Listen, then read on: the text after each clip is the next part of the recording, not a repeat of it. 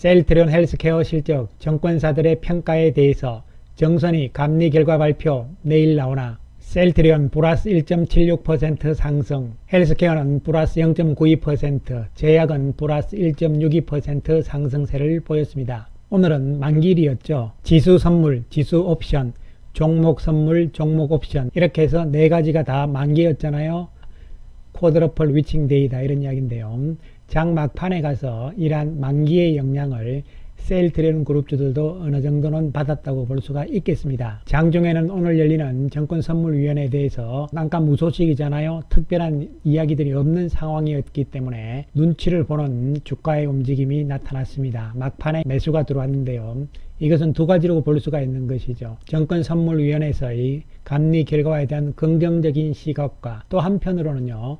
오늘 만기였기 때문에 나타나는 장 막판의 현상이다. 이렇게 두 가지 요인으로 해석을 할 수가 있겠습니다. 주천의 셀트리온 분석 시간입니다. 안녕하세요. 주천입니다. 오늘 예정인 정권선물위원회가 2시부터 열렸는데요. 안건이 상정이 되었는지 안 되었는지 또 어떻게 진행이 되고 있는지 비밀에 붙여놓은 것인지 깜깜 무소식이었죠. 별 이야기들이 나오지를 않았습니다. 따라서 추정을 해본다면 상정 가능성이 있다 이렇게 보는 거고요. 만약에 오늘 상정이 됐고 내일 임시회의가 열리게 된다면요. 아마 16일 날 금융위원회를 통해서 공식적인 최종 발표가 나올 것으로 예상이 됩니다. 그렇지 않다면요. 23일 날 정권선물위원회가 한 번 더 열리잖아요. 그런 다음에 30일 날 6차 금융위원회에서 최종 발표가 나올 것으로 보입니다. 따라서 두 가지 아니라고 말씀을 드렸잖아요. 그런데 오늘 장이 끝난 다음에 인포스탁에서 나온 이야기를 살펴보게 되면요. 내일의 이슈와 테마 스케줄 3월 11일 금요일을 보시게 되면요. 정권선물위원회 셀트리온 혐의 결론 발표 예정 이렇게 지금 스케줄이 나와 있다고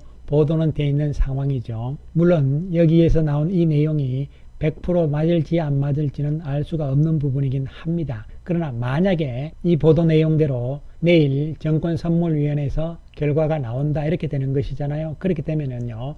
정권선물위원회에서는 결론을 발표를 하는 것이죠. 그러나 최종 발표는 3월 16일 날 금융위원회를 통해서 한다 이렇게 보시면 되는 것이고요.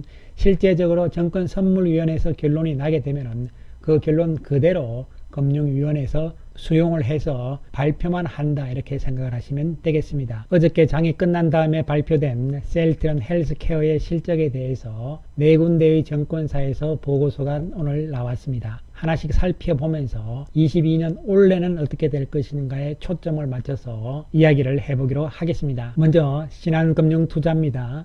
제목은 조금 더 지켜볼 필요 이렇게 되어 있고요. 목표가를 내렸죠. 목표가를 하향을 했습니다. 그러면서 감리 이슈 해소 이후 펀더멘탈에 주목하자 이렇게 해서 보수적인 결론을 내린 것이죠. 중요한 것은 21년 실적은 이제 다 발표되고 끝난 거잖아요. 22년에 대해서 어떻게 볼 것이냐 이런 부분을 살펴보는데요. 22년 올해에 대해서 신한금융투자에서는 매출액 전망을 1조 8,805억으로 해놨잖아요. 작년에 비해서 조금 증가하는 것이죠. 4.2% 증가 이렇게 나왔는데요. 여기서 중요한 것은 올해는 램시마 SC라고 말씀을 드렸잖아요. 램시마 SC 부분을 살펴보게 되면 22년 전망을 1951억 이렇게 해놓은 상태입니다. 그 다음 두 번째로 나온 키움증권의 자료를 보시게 되면요. 역시 결론에서는 감리 불확실성이 해소된다면 반등이 예상된다 이렇게 이야기를 해놓고 있는 것이죠. 내용을 조금 더 살펴보기로 하겠습니다. 키움증권에서는 23년을 이야기를 하고 있거든요. 램시마 SC의 미국,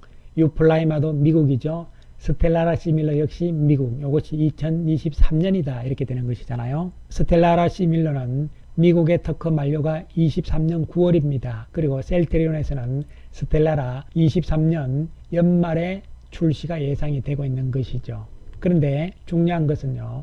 램시마 SC와 유플라이마 그리고 스텔라라 등 헬스케어에서는 직판으로 가겠다는 이야기죠. 23년에 미국에 직접 판매 성공을 한다면 글로벌 제약사로 도약을 하고 또한 마진 개선 등을 기대해 볼 수 있다 이렇게 볼 수 있는 것이죠. 왜 그러냐면은 영업이익률이 낮잖아요. 영업이익이 자꾸 줄어들잖아요. 그렇기 때문에 직판으로 가겠다 이런 이야기를 계속적으로 하고 있는 상황이라고 보시면 되는 것이죠. 그런데 직판으로 가면은 마진이 높고 많이 남지만 영업에 문제가 있을 수 있잖아요. 반면에 유통 파트너사를 같이 끼고 하게 되면은 영업 매출에는 괜찮으나 마진이 또 약하단 말이죠. 이런 상황들이기 때문에 이에 대한 결정은 회사 입장에서 해야 되는 것이죠. 시장 상황에 따라서 융통성 있게 결정을 내려서 할 것으로 보여집니다. 키움증권의 22년 올해의 전망을 살펴보게 되면요.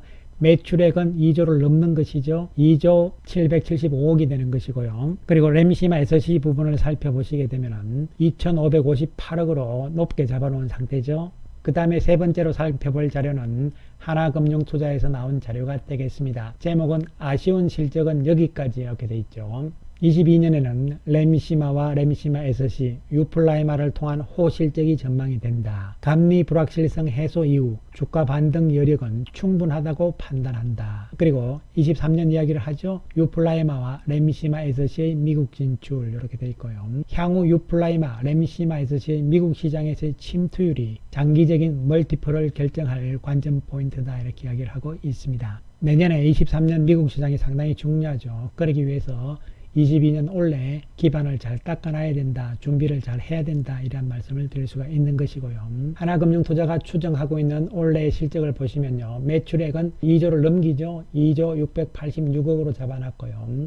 램시마에서 C에 대해서는 원래 2003억으로 잡아놓은 상태죠. 그리고 만약에 올해 유플라이마가 실적이 기대 이상으로 나와준다. 예를 들어서 하나금융투자에서는 1237억까지 잡아놨거든요. 유플라이마 부분은 조금 더 유럽에서의 진행 상황을 봐야 되는 것이죠. 그리고 마지막으로 삼성증권에서 나온 셀트리온 헬스케어의 자료를 보시면요. 제목을 보시면 일회성 충당금 제외하면 바이오시밀러 이익은 정상화가 됐다는 것을 확인했다. 이런 이야기죠. 역시 3, 4월 내로 회계 문제가 결론 내려질 것으로 예상이 되며 그에 따른 이탈된 수급이 회복될 것으로 기대한다. 이런 이야기를 해놨습니다. 삼성증권에서 예상을 하고 있는 올해 매출액은 1조 9,630억이 되는 것이죠. 따라서 네 군데 다 22년 올해의 매출액은 2조 원 전후인데 그 2조를 조금 넘길 가능성이 있지 않을까 이런 긍정적인 생각도 한번 해볼 수 있는 부분입니다. 문제는 영업이익 부분이잖아요. 그 부분에 대해서 램시마 SC가 원래 어떻게 역할을 할 것이냐가 중요한 부분이라고 볼 수가 있는 것이죠. 근데 여러분께서 이제 고민하시는 것이 셀트리온 헬스케어가 재고가 왜 이렇게 많으냐 이런 부분들이잖아요. 헬스케어의 재고 자산에 대해서 많은 분들이 오해를 하시는 부분들이 많습니다. 그래서 그 부분에 대해서 설명을 좀 드리겠는데요. 먼저 이 표는 뭐냐면요. 재고 자산과 매출액의 관계입니다. 즉 매출액에 비해서 재고 자산이 어느 정도 있느냐 이런 부분들이거든요. 초기에는 매출액이 얼마 안 되는데 재고 자산이 많았잖아요. 그래서 이것을 배수로 보면 20배가 넘는 것이죠. 그러나 2016년, 2017년부터 정상화가 되잖아요. 왜 그렇습니까? 램시마가 본격적으로 매출이 일어나기 시작을 했기 때문이죠. 이에 따라서 재고 자산의 규모도 늘어나기 시작을 하는 것이죠. 왜냐하면 장사가 되니까요. 물건을 채워놔야 될 거잖아요. 여러분들께서 재고 자산의 숫자만 보시면 2조가 넘는데 이렇게 생각하시는데 그렇게 생각을 하시면 안 된다는 이야기를 이 표에서 말씀을 드리고 싶은 것이죠. 2020년에도 재고자산이 2조가 넘어간 상태잖아요. 그리고 2021년에도 2조가 넘어갔습니다. 재고자산이. 그런데 여기서 중요한 것은 매출액과 비교를 해야 된다는 것이죠. 따라서 2019년에는 매출액이 1조 1천억이잖아요. 그에 비해서 재고자산이 얼마냐 이런 부분을 따져보면 1.47배가 되는 것이죠. 20년에는 1조 6천억의 매출에서 재고자산을 보면 1.25배가 되는 것이죠. 그런데 21년에는 1조 8천억의 매출액을 감안을 하면은 재고자산은 1.14배밖에 안 되는 것이죠. 이게 무슨 이야기냐 하면요. 1년에 100원어치를 판다고 치면은요. 그럼 이 팔 물건들을 창고에다가 쌓아놔야 될 거잖아요. 이게 재고자산이 되는 건데요. 그러면 딱 100원어치 팔리니까 창고에 물건도 100원어치만 딱 쌓아놓나요, 여러분? 그러면 이게 다 팔리면 끝이잖아요. 더 팔려고 해도 팔 수가 없잖아요. 쌓아놓은 물건이 없으니까. 따라서 정상적인 재고 자산의 이 비율은요, 100원어치 팔면은요, 최소한 120원치까지는 창고에 물건을 쌓아놔야 됩니다. 즉, 1.20배 정도가 돼야 된다는 이야기죠. 따라서 지금의 이 배수를 봤을 때는요, 전혀 이상한 것이 없다는 것이죠. 오히려 정상적이다 이렇게 볼 수가 있는 것이죠. 그리고 앞으로 신규 제품들이 나올수록 재고자산의 이 숫자는 어떻게 됩니까, 여러분?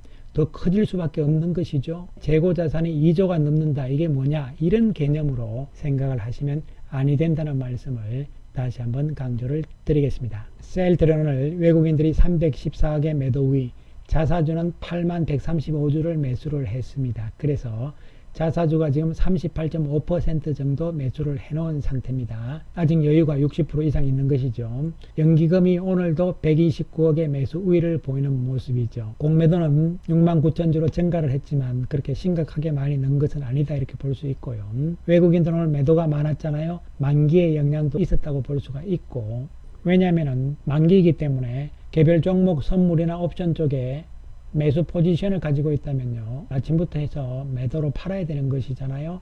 이런 측면이기 때문에 오늘 외국인들의 매도는 18만 3천 주이지만 크게 우려할 상황들은 아니라고 볼 수 있는 것이죠. JP모간, 모건스탠 이쪽이 선물 등 파생을 이용한 차익 거래를 많이 하는 쪽이잖아요. 자, 그런데 오늘 외국계 창구에서 특이한 것은요, 23,921주가 매수가 들어왔는데 그 창구가 처음 보는 생소한 창구가 나왔죠. CIMB 쪽에서 23,921주가 들어왔는데요. 아주 가끔씩 나타나는데, 요 CIMB는 어디냐면요, 말레이시아에 본사를 둔 동남아 쪽의 아세안 국가들이죠. 그 국가들에서 최대 규모의 은행이다 이렇게 보시면 되는 것이죠. 말레이시아 국적은행입니다. 물론 오늘 만기일이기 때문에요, 기존에 가지고 있던 선물이나 옵션 쪽에 매도 포지션을 오늘 청산을 하면서 환매수, 매수를 한 것인지 그렇지 않고 순수하게 매수로 들어온 것인지는 알 수가 없는 것이죠. 조금 더 두고 봐야 될 대목이고요. 어쨌든 간에 오늘 만기일이었기 때문에 외국인들 전체적인 매도 규모가 많았지만 주가에는 큰 영향은 없었다 이렇게 보시면 되겠습니다. 또한 헬스케어를 살펴보게 되면 외국인들이 278억의 매도잖아요. 자사주는 오늘 5만 주 매수를 했습니다. 그래서 사기로 한 신고 물량의 약 거의 30% 정도 샀다 이렇게 보시면 되는 거고요. 연기금은 오늘 11억 매수 우위를 보였습니다. 외국인들이 42만 4천 주를 매도를 했습니다. JP모간과 모건스탠리잖아요. 만기일의 영향이 클 것이다 이렇게 볼 수 있는 것이고요. 외국계 창구 매수는 없는 모습이었습니다. 역시 만기일 영향이기 때문에 외국인들 많이 팔았지만 주가는 안정적인 모습을 유지했다고 보시면 되겠습니다. 한편 제약은 외국인들이 35억의 매도 우위를 보였습니다. 기관들이 좀 사는 모습이었습니다. JP모간 창구 쪽에서 왔다 갔다 하는 모습이었고요. 만기 영향이었기 때문에 외국인 매도에도 불구하고 주가는 안정적인 모습을 유지를 했습니다. 이제 눈앞에 다가온 감리 결과 문제 이런 부분들이잖아요. 이제부터 중요한 것은 실적이죠. 특히 램시마 에서시의 실적이다 이런 말씀을 다시 한번 강조를 드리겠습니다. 우리의 기대대로 오늘 그리고 내일 이렇게 정권선물위원회가 열리면서 3월 16일 날 결과들이 나올 것인지, 그렇지 않으면 3월 30일까지 또 끌고 갈 것인지 눈앞에 왔다 이런 측면이 중요한 부분이 될 수가 있는 것이죠. 그리고 오늘 흥미로운 기사가 하나 나왔는데요.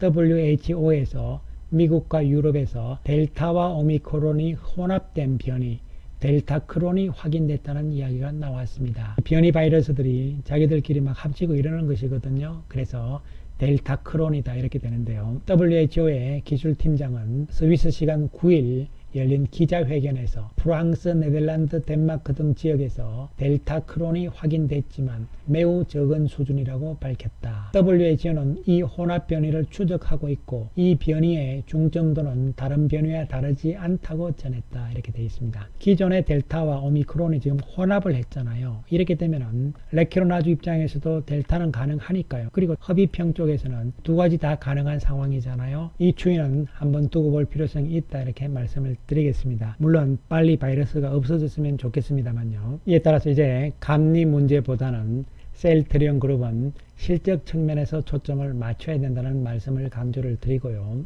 따라서 감리 결과에 대한 우려심보다는 실적 측면을 생각을 하시면서 우리는 좀 더 편안한 마음으로 지켜보자는 말씀 다시 한번 드리겠습니다. 감사합니다.